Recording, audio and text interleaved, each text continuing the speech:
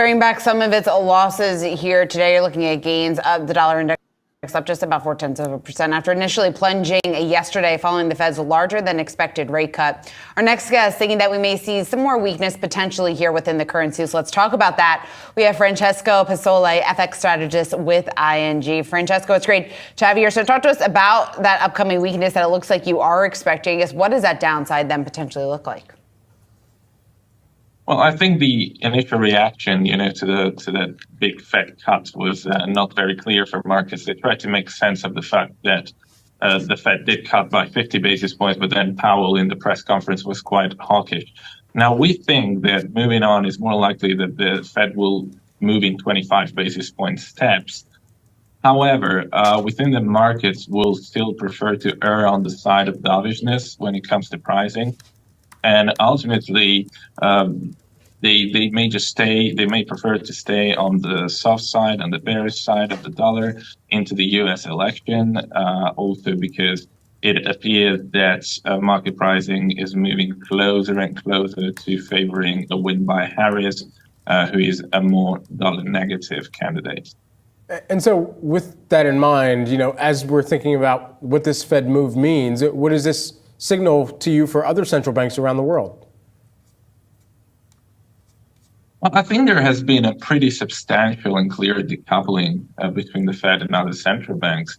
I think global developed market central banks, at least, seem to be moving much more in line. During the hiking cycle, the market rate expectations moved quite in line at the beginning of the easing cycle in some of them. But I think a lot of central bankers make clear that they are quite independent to the Fed. And I think that the decoupling is quite clear with the ECB and even more with the Bank of England. We saw today they're keeping rates at 5%, and they're not really signaling they're in any rush to cut rates. I'm not sure that we are in a position to derive much for other central banks based on what the Fed is doing. That's so interesting because I have heard at least some of the commentary out there that this does pave the way, almost give the green light there to other central banks, but it doesn't sound like you necessarily agree with that or that it's going to be anything that substantially, I guess, plays into that decision. Well, I mean, we must think of it this way. The Fed didn't move first. They're not particularly leading the way. This 50 basis point cut seemed, the way it was kind of described by Powell, it was more like backward-looking cut. They should have cut at the previous meeting, and they just decided to deliver 50 basis points. But then they went into a press conference trying to tell markets that 50 basis points won't be the norm. In a way, it feels more like the Fed is catching up with other central banks. You look at the Bank of Canada that moved early, obviously the European Central Bank, but also the Bank of England. So I don't think there is this very strong notion that the Fed is leading the way in monetary easing. Okay, and so we're just months away from the U.S. presidential election. Can you tell us what might happen with the strength of the dollar here as we're considering both candidates? Yeah, so I believe it will be very important, the positioning picture of the dollar once we get to the election. We think there is a decent case for dollar short positions to rise into the election on the back of this Fed cuts. And ultimately, this means that if we assume there's an equal kind of probability of Harris or Trump winning, the risks are more to the downside for the dollar because there would be more more substantial negative, risks are more upside to the dollar because there would be an asymmetrically larger positive impact on the dollar if Trump wins compared to a win by Harris.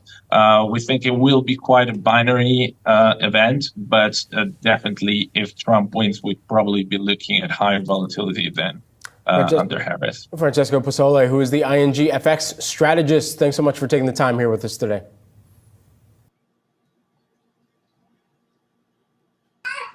So there you go. There you go about the U.S. dollar. So go ahead, Armani, man. What's your take about the future or how the U.S. dollar is going to look?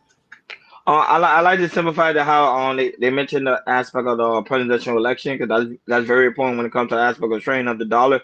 Basically, whoever's going to become in office is either going to lower the value of the dollar or increase the value of the dollar. And he even made a good point. He said if Trump is there, they know the value of the dollar is going to automatically increase compared to Kamala Harris, that the dollar would lose its value. Because I think they sense that Kamala Harris probably don't even know what the hell she's doing when it comes to the aspect of straightening up the economy. And I think they already know that Trump is a better choice of building the economy back into its proper standard. Because Trump, you already know, is a businessman, so you understand how the business trade works and how business run. The U.S. dollar is still strong in some areas, part of the world, but in other areas not that strong. You go to Japan or you go to other places, the U.S. dollar is not as valuable than the euro dollar. So, but if you go to like a small third world country, the U.S. dollar is very powerful. You could be able to use it like for a lot of things. And I think people are also saying it here. The U.S. dollar, it actually affects us here, even in the United States. People, you see, like the gallon of milk is like $6 because due to the fact of inflation. So the power of the dollar is not really that powerful.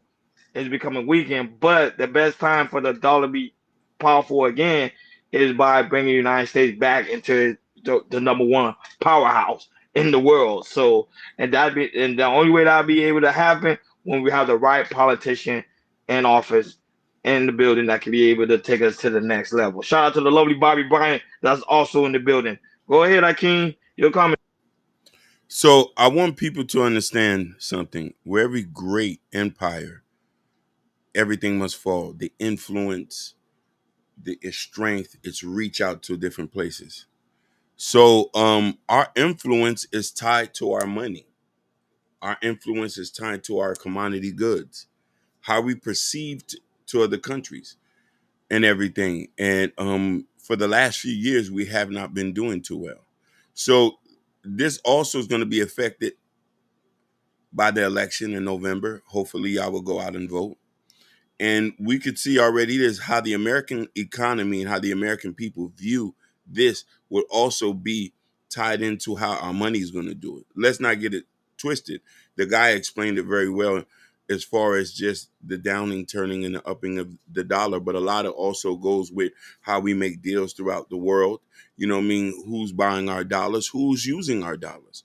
You know what I mean? And I think at this point in time, I think the China's is leading where, you know what I mean, they're doing trade and deals with Mm-hmm. with the yang. So, Yeah, you with know, the game. with Mm-hmm. the yang. So all these plays an important part.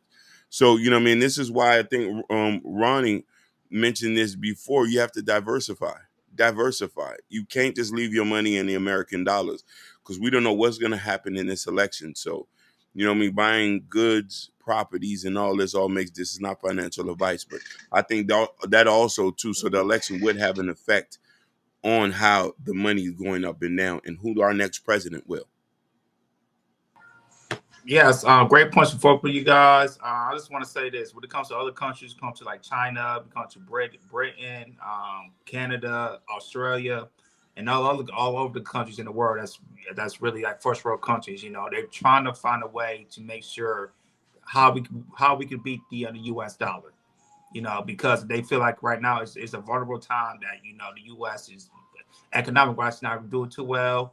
And there are some countries that are trying to form together just to beat the U.S. dollar and everything. So, when it comes to with the election, what you guys said, it's very, very important. Who's going to be elected, and who also is going to strengthen our economy in the ways, and also make trades with other countries as well. It's very, very important. And hopefully in the future we can see the U.S. dollar striking like we used to see, 10, 15 years ago, because like I said, the U.S. United States of America is still the most powerful country in the world. But when it comes to our economics, coming out used to our U.S. dollar, we still got to maintain that the U.S. dollar still to be strong. So hopefully, when it comes to the next election, whoever's president, you don't care if it's Donald Trump or Kamala Harris, to make sure that the U.S. dollar continues to stay strong, because right now it's not looking strong as we once seen it before. So that's my take on that. Yep. And that's why it's so very important, guys. Make sure you like, share, and subscribe, and hit that notification bell on the right.